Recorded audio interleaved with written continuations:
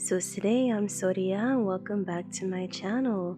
So as you can see, we're making an awesome pasta.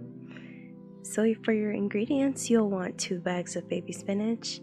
I actually only use 6 of these portobello mushrooms. For your sauce, we'll be making it on our own with cheeses and milk and cream. And I like to use shells for my pasta because it becomes like a bucket or a pocket for the sauce. If you know me, you know that I always start with onions, peppers, and garlic. But this time I wanted really rich flavor, so I'm cooking them in butter. So delicious. Now we want to go in with our portobello mushrooms. Make sure you clean them and chop them so that it'll add a little bit more of texture and protein to this meal.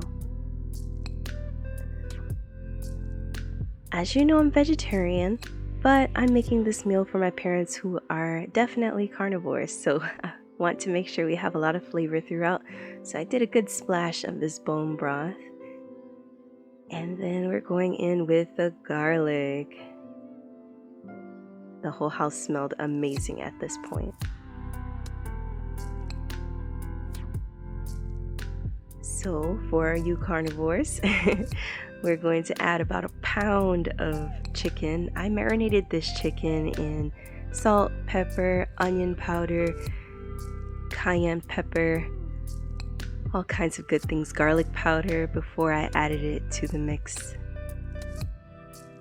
Then I went in with my Creole seasoning just to give it a bit of extra flavor.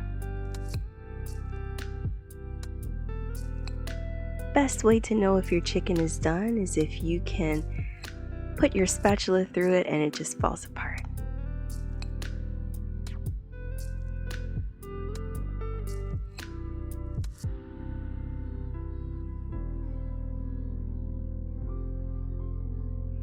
Now in a different lightly oiled pan, we'll be cooking our 2 bags of baby spinach.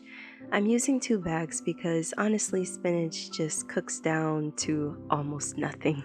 So I want to make sure I actually have spinach somewhere in this pasta. And once it's all cooked down, you want to go ahead and add in your chicken, mushrooms, peppers, onions, and garlic that we had before and set aside.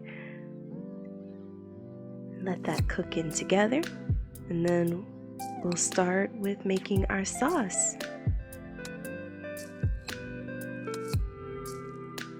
This sauce we want to be very rich and creamy, so we're starting off with a pint of heavy cream and then going in with a pint of milk.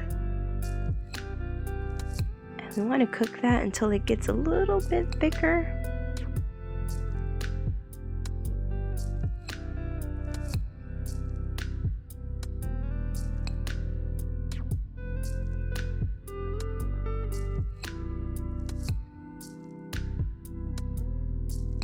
Well, doesn't that look good? Now we're going to start to add our cheeses in. You want to slowly fold in your Parmesan cheese. You don't want it to stick to the bottom, so try to stir it pretty often. And then you'll slowly add in the Mexican blend cheese. I love that type of cheese. It just makes it so rich.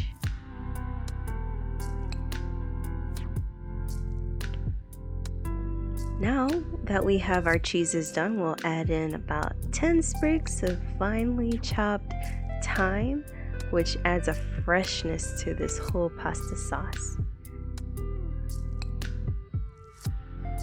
Now I know you don't need me to tell you this, but you definitely need to season this sauce, otherwise you're just eating cream and cheese.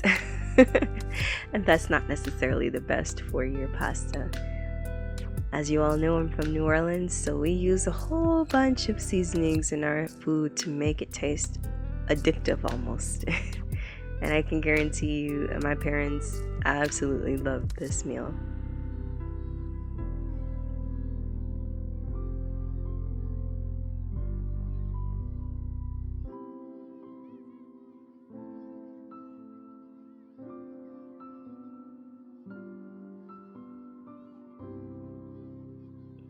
Our last big ingredient would be our tomatoes.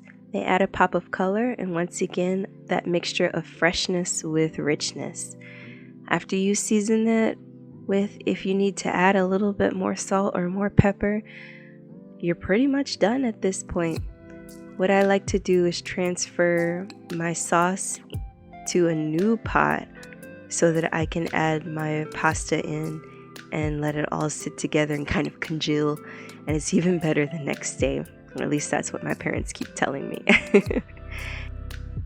If you enjoyed this video, don't forget to give me a big thumbs up, subscribe, hit the notifications bell, and I will see you next time. Bye!